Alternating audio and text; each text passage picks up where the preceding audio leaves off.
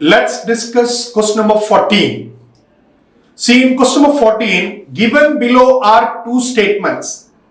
According to the law of octaves, നമുക്കറിയാം evolution of periodic table അല്ലെങ്കിൽ നമ്മുടെ periodic ടേബിളിന്റെ ഹിസ്റ്ററി അത് നമ്മുടെ NCERT നിന്ന് ഡിലീറ്റ് ചെയ്തിട്ടുള്ളതാണ്. ബട്ട് സ്റ്റിൽ അവർ എന്ത് ചെയ്തിട്ടുണ്ട്, നമുക്കൊരു ക്വസ്റ്റ്യൻ അവിടെ ചോദിച്ചിട്ടുണ്ട്. Law of octaves, the elements are arranged in the increasing order of atomic number. ഒരിക്കലും അറ്റോമിക് നമ്പർ എന്നുള്ളത് ശരിയല്ല, പകരം അവർ എഴുതേണ്ടത് എന്തായിരുന്നു, അറ്റോമിക് വെയിറ്റ് എന്നായിരുന്നു അല്ലെ.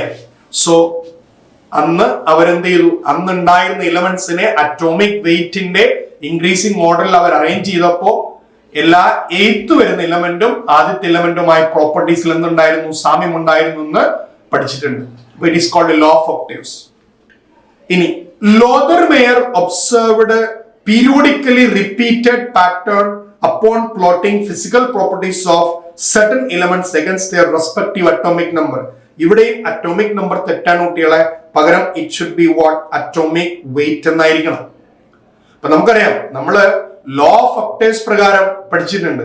ലിഥിയം അല്ലെ, beryllium, next so lithium, beryllium, boron, carbon, nitrogen, oxygen, fluorine alle.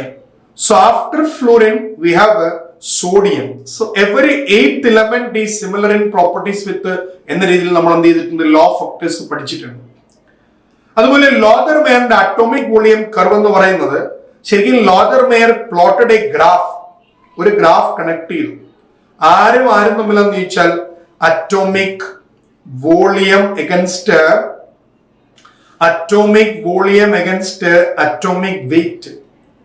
അപ്പൊ അയാളുടെ ഗ്രാഫിന്റെ പ്രത്യേകത ഓൾമോസ്റ്റ് ഇങ്ങനൊരു ഗ്രാഫാണ് അയാൾക്ക് കിട്ടിയത്. അപ്പൊ ഈ ഗ്രാഫിന്റെ ഐഡന്റിക്കൽ പൊസിഷൻസ് നിങ്ങൾ നോക്കിയാല്, ഇവിടെ ഒക്കുപ്പൈ ചെയ്തത് ആരാന്ന് ചോദിച്ചാല് ആൽക്കലി മെറ്റൽസ് ആയിരുന്നു. So alkali metals ഒക്കുപ്പൈസ് the top of the or apex of the graph. നമ്മുടെ ഗ്രാഫിന്റെ ഏറ്റവും മുകളിൽ ഒക്കുപ്പൈ ചെയ്ത ആരാ, ആൽക്കലി മെറ്റൽസ്. ഓക്കെ, അപ്പോ അസെൻഡിങ് പോർഷൻ ഡിസെൻഡിങ് പോർഷൻ നിന്ന് ഒരേപോലുള്ള എലമെന്റ്സ് അവിടെ അറേഞ്ച് ചെയ്ത് വരുന്നുണ്ട്. അപ്പോൾ അത് ശരിക്കും പറഞ്ഞ ഒരു നല്ല മോഡലായിരുന്നു. പക്ഷെ അതിനേക്കാൾ കൂടുതൽ അക്സെപ്റ്റ് ചെയ്യപ്പെട്ടത് ആരുടെ മോഡലായിരുന്നു, റുദർഫോർഡിന്റെ മോഡലായിരുന്നു. അപ്പൊ ഏതായാലും നമുക്കിത് നമ്മളുടെ സിലബസിലില്ല, പക്ഷെ നേരത്തെ ഉണ്ടായിരുന്നു.